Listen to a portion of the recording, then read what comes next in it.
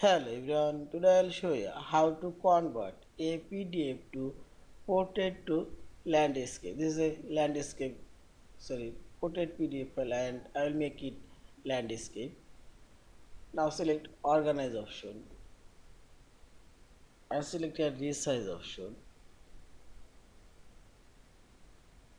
and simply select this orientation option and I will not change anything.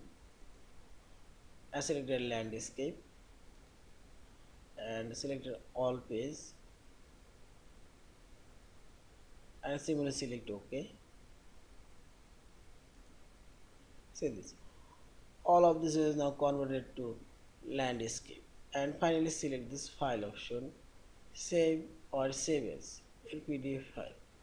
Thank you for watching. Please subscribe, like, share and comments.